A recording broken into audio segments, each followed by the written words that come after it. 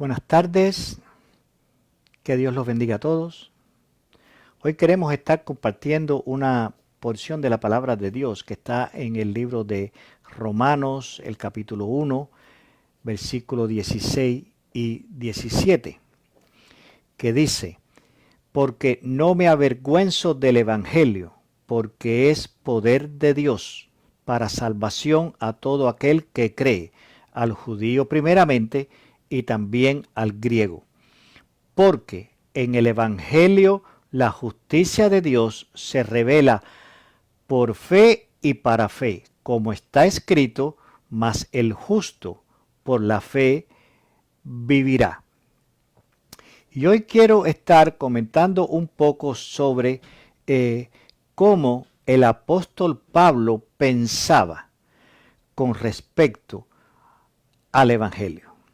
Porque de todos los modelos, sistemas y tipos de creencia, el más rechazado, atacado y perseguido siempre ha sido el Evangelio. Pero, ¿por qué?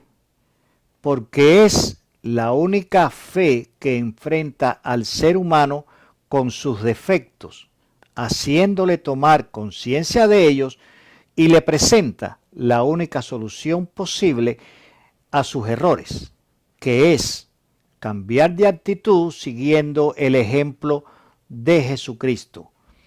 Y aquí radica el gran dilema, porque a nadie le gusta que le digan que está equivocado, que tiene que cambiar y ser diferente, que tiene que seguir un modelo de vida distinto al que está llevando. Y esto es precisamente lo que hace el Evangelio.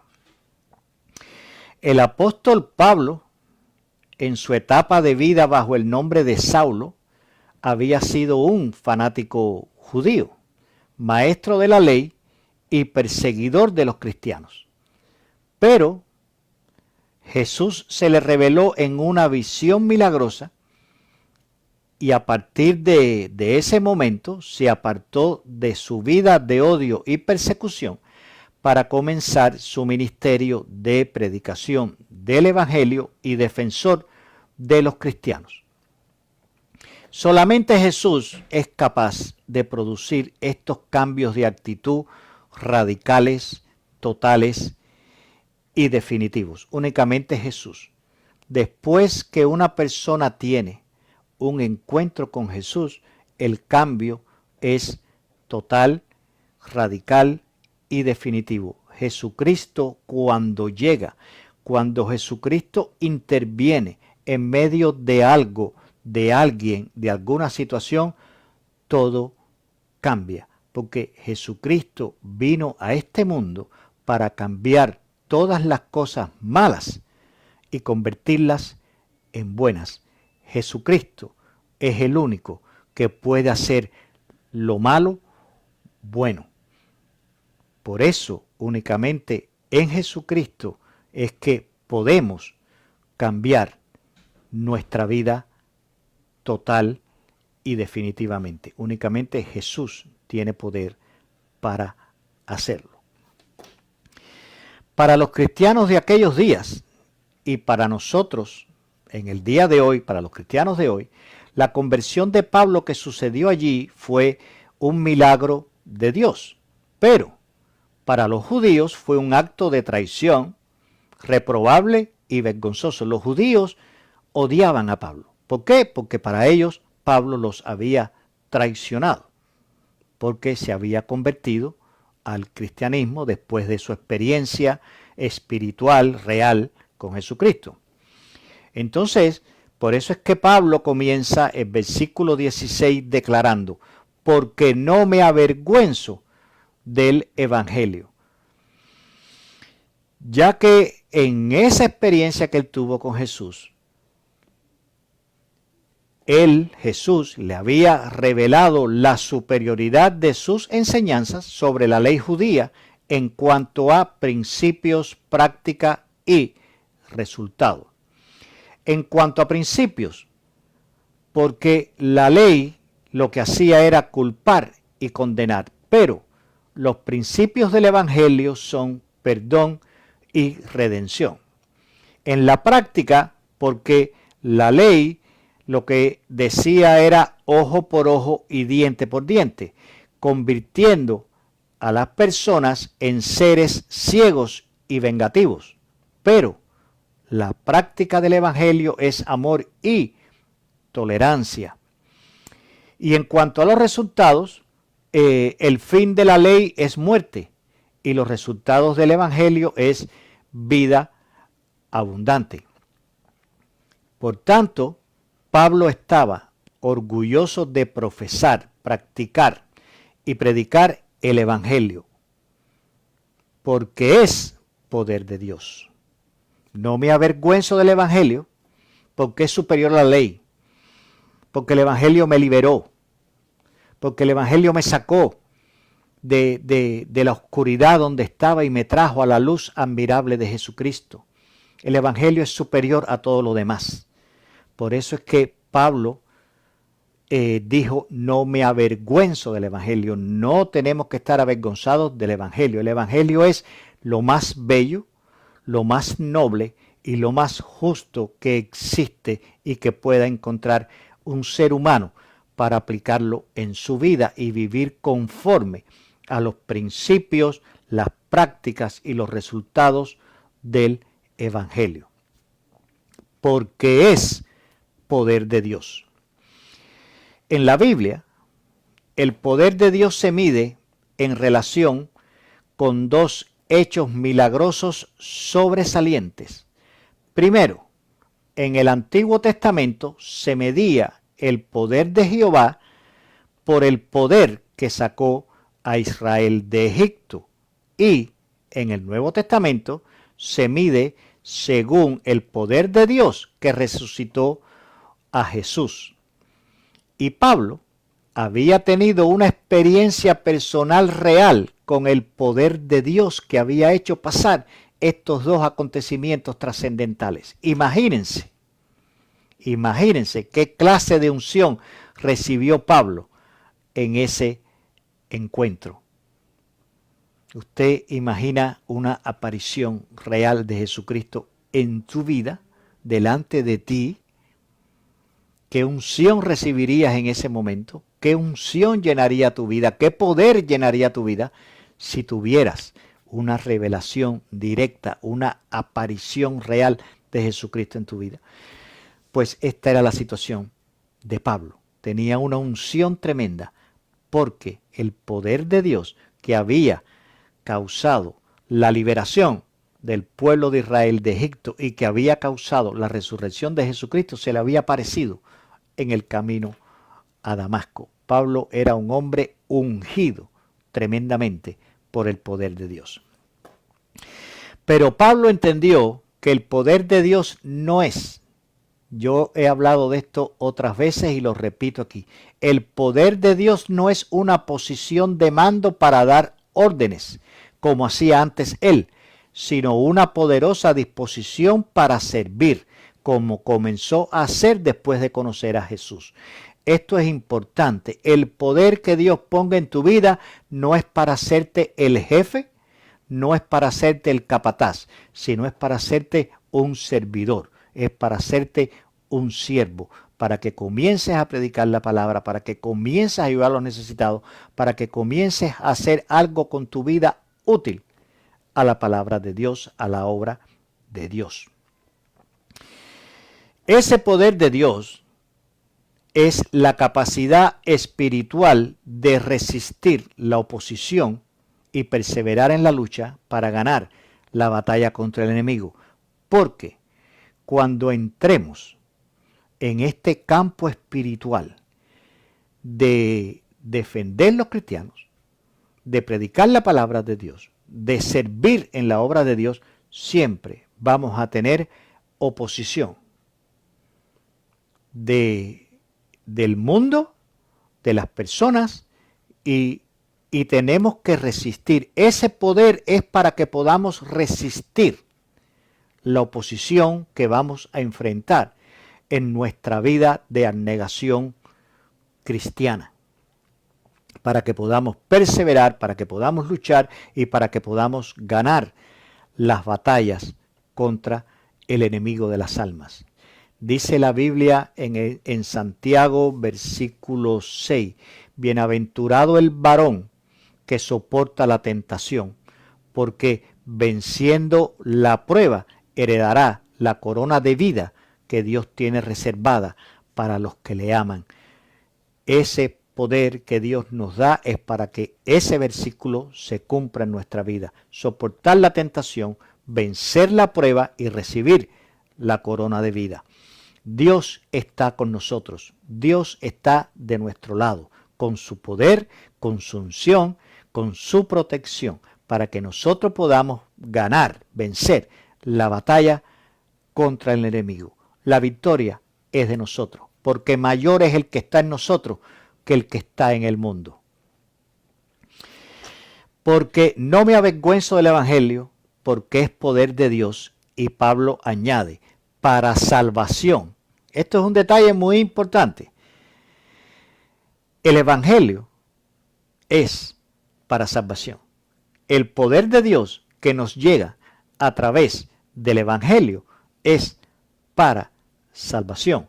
El premio mayor de todos los esfuerzos, sacrificios, oposición, toda la negación, todo el sacrificio que hagamos para Dios, el premio que vamos a recibir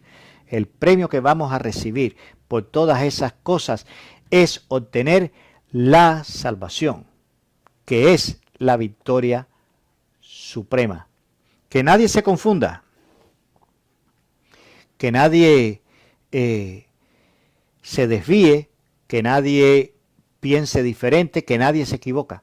El Evangelio es poder de Dios para salvación. El Evangelio es poder de Dios, lo repito, para que quede grabado en la mente, en el pensamiento de ustedes. El Evangelio es poder de Dios para salvación. Y entonces Pablo continúa diciendo en el versículo 17, porque en el Evangelio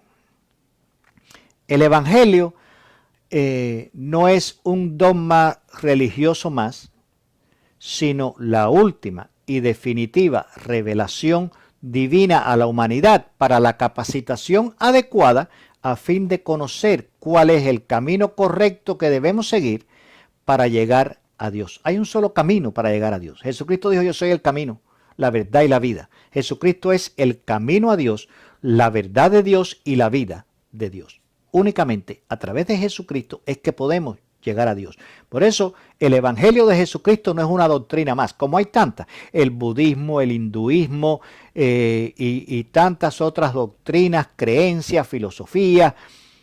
El Evangelio no es nada de eso. El Evangelio es la única y exclusiva palabra de Dios, última y definitiva. No hay ninguna otra palabra de Dios, no hay ninguna otra revelación de Dios, no hay otra interpretación de Dios. Única y exclusivamente la final palabra de Dios de instrucción para la humanidad, para alcanzar salvación, es el Evangelio de Jesucristo. El Evangelio del que estamos hablando, del que Jesucristo nos enseñó, es una forma de pensar. El Evangelio no es una teoría para memorizarla, para tener conocimiento, para tener conceptos intelectuales, conocimiento intelectual, ideas intelectuales como de física, de historia, de geografía, para poder hablar sobre sociología.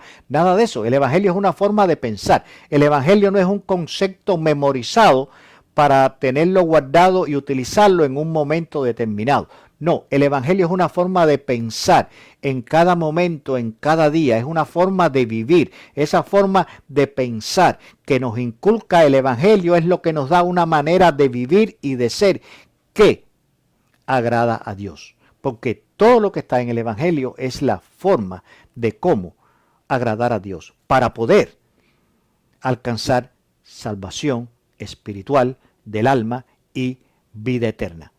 Ese es el objetivo del Evangelio. El Evangelio es una forma de pensar, es una forma de interpretar el mundo para vivir de una manera determinada que podamos agradar a Dios.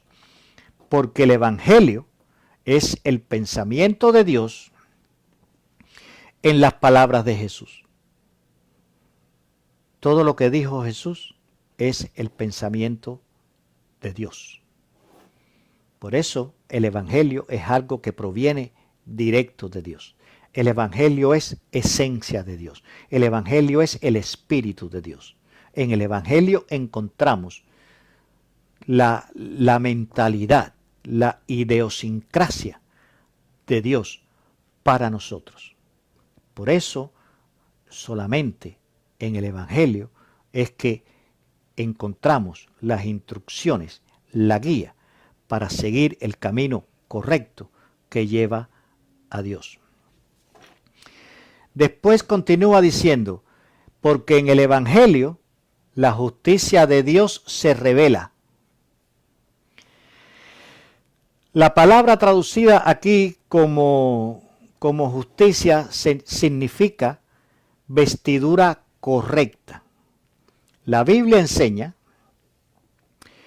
que las personas separadas de Dios van por la vida desnudas delante de Él. Lo primero que le sucedió a Adán y Eva después de desobedecer a Dios fue percatarse que estaban desnudos, pero Dios los cubrió con túnicas de pieles. Después de esto, después de la desobediencia de Adán y Eva, cada persona que entiende que está desnuda delante de Dios a causa de la desobediencia y decide venir a su presencia, la justicia otorgada por Jesús los provee con túnicas de pieles del Cordero sacrificado en la cruz, que es la única vestimenta que puede cubrir con su justicia nuestras desobediencias. El Evangelio de Jesucristo nos viste con la única ropa de justicia aceptable delante del trono de la gracia. Así como cuando vamos a ir a una recepción presidencial o a algún evento importante, vamos bien vestidos de traje y corbata con ropas adecuadas para la ocasión. La única ropa adecuada para la ocasión de presentarnos delante del trono de la gracia son las túnicas de pieles hechas con la piel del Cordero de Dios crucificado en la cruz, que es Jesucristo. Únicamente la justicia de Jesús nos puede cubrir delante de Dios de nuestras desobediencias. Únicamente el Evangelio, únicamente la justicia de Dios en Jesucristo es la cubierta que Dios acepta para que podamos acercarnos al trono de la gracia. Y continúa, por fe y para fe. Notemos que en todas las cosas relacionadas con Dios, con Jesús y con el Espíritu Santo, todas las cosas que tienen que ver con la Trinidad, la fe es un elemento que siempre está presente. Jesús le dijo a sus discípulos que ellos eran la sal de la tierra. Y yo personalmente, catalogo la fe como la sal del Evangelio, porque sin ella el Evangelio pierde su valor y efectividad. Sin fe, el Evangelio carece de poder y de justicia. Pero la justicia de Dios, dice el versículo, se revela por fe y para fe. Quiere decir que la revelación de la justicia divina es recibida por los que ya tienen la fe. La justicia de Dios se revela por fe, por los que ya tienen la fe. ¿Para qué? Para que continúen creciendo en autoridad. Es muy importante entender cómo funciona la autoridad espiritual. En una ocasión, los discípulos de Jesús fueron a verlo y le dijeron: Jesús, Señor, Maestro, aumentanos la fe. Y Jesucristo no les dijo, ok, está bien, les voy a dar 10 libras más de fe, o les voy a dar 10 pies más de fe, o 10 metros más de fe. No, no les dijo nada de eso. Les dijo, si tuvieras fe como un grano de mostaza, lo que es algo como un granito de arroz, algo chiquitico, le pudieras decir a este árbol sicomoro que se desarraigara y se echara en el mar, y el árbol lo haría.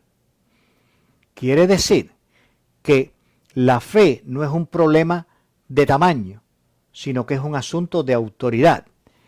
Utilizar la autoridad con fe. No importa, el tamaño de tu fe depende de la autoridad con que la uses. No es que necesitamos tener una fe grande para entonces tener autoridad. No, utiliza tu autoridad espiritual para que entonces tu fe se demuestre el tamaño que tiene. El tamaño de la fe depende de la autoridad con que la utilicemos, con que le digamos a las cosas que sucedan según la voluntad de Dios. Y sean confirmados en la salvación. La justicia de Dios se revela por fe y para fe. Por fe para los que ya tienen la fe. Y para fe para que sigan creciendo en la fe, para que tengan cada día más autoridad espiritual basado en la fe que ya Dios les dio. La fe que ya Dios nos ha dado. Tenemos que usar la fe sin dudar, sin pensar, no, Dios no lo va a hacer, Dios no me va a usar, o no, yo no tengo poder o no tengo autoridad para hacer esto en el nombre de Jesús. No, eso es cobardía, eso es dudar. Dios por fe y por fe y para fe. Tienes autoridad. Ve y hazlo en el nombre de Jesús. Utiliza tu autoridad espiritual por fe en Jesucristo y las cosas sucederán. Ya que la fe es la que nos confirma que la salvación espiritual es real, que la salvación es real. Sin fe no se cree en las cosas espirituales que Dios dice que van a suceder, como la resurrección, como la salvación del alma. La fe es la que nos convence de la realidad espiritual, de que Dios nos habla más allá de esta realidad física material que vivimos en estos momentos. Entonces, por eso es que el apóstol Pablo termina diciendo, mas el justo por la fe vivirá. Ahora, yo quiero notar aquí un detalle muy importante. El mismo apóstol Pablo dice en Romanos 3:10 que no hay justo ni aun uno. Entonces, ¿quién es el justo que se salvará? Si nadie es justo, si no hay ni tan siquiera un justo, ¿quién es el justo que se salvará? Pues el que sea justificado por Dios basado en la fe de Jesucristo. Esos son los justos. Cuando la fe de Jesucristo te lleva a arrepentirte, a consagrarte, a obedecer la palabra de Dios, a vivir adecuadamente delante de Dios, eres justificado. Y por lo tanto te conviertes en un justo, el justo que vive por fe. Porque sin fe no hay relación con Jesús ni reconciliación con Dios. La fe es la que produce todas las cosas en relación a Jesucristo, a Dios y a la salvación.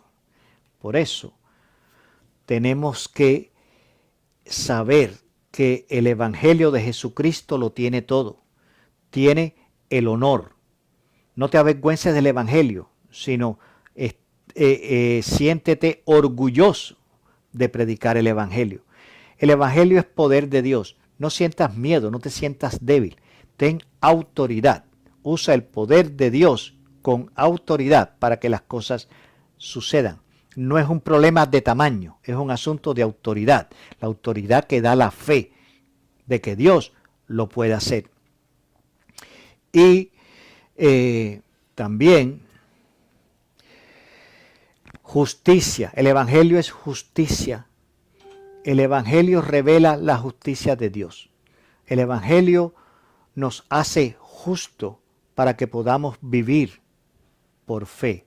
Porque al ser justo, la fe opera en nosotros. El Evangelio lo tiene todo. El Evangelio es honroso. El Evangelio tiene poder y el Evangelio justifica porque proviene de Dios. El secreto del Evangelio es que proviene de Dios. Todas las otras filosofías, creencias, religiones provienen de los hombres. Son ideas, creaciones humanas. Pero el Evangelio de Jesucristo proviene de Dios. Lo enseñó Jesús, proviene de Dios, lo enseñó Jesús y lo proclama el Espíritu Santo. El Evangelio es obra de Dios. El Evangelio es creación de Dios. El Evangelio es el pensamiento de Dios. Y por eso en él encontramos el poder, la honra y la justificación necesaria para poder estar en la presencia de Dios, para poder ser dignos de ser cubiertos con la justicia de Dios, para ser dignos de presentarnos en el trono de la gracia, vestidos de la justicia de Dios. El Evangelio es poder de Dios. Si quieres tener poder, predica el Evangelio. Si quieres tener poder, cree el Evangelio. Si quieres tener poder, vive el Evangelio. Porque el Evangelio es el poder de Dios. Que Dios lo bendiga, mis hermanos. Oremos. Señor y Dios y Padre que estás en el cielo, santificado sea tu nombre en esta hora, Señor. Te damos gracias infinitas por tu bondad, Señor. Gracias infinitas por el Evangelio. Gracias infinitas por Jesucristo. Gracias infinitas por el Espíritu Santo, Señor. Gracias infinitas por todas las cosas que tú nos enseñaste, todas las cosas que tú has puesto delante de nosotros, Señor, para poder llegar hasta ti, Dios. Te damos gracias infinitas por tu bondad y tu misericordia, Señor. Tú eres tan bueno, Padre Santo. Nada te puede superar, Señor. Nada es más grande que tú, Señor. Tú eres el único Dios verdadero y poderoso que existe, Señor. Por eso clamamos a ti y únicamente nos humillamos y nos rendimos delante de ti, Señor. En esta hora, Padre, bendícenos abundantemente, Señor. Te necesitamos, Señor. Nunca nos abandones, Padre. En el nombre poderoso de Jesús. Amén, amén, amén. Y bueno, como siempre les digo, nos vemos en la próxima meditación de la palabra.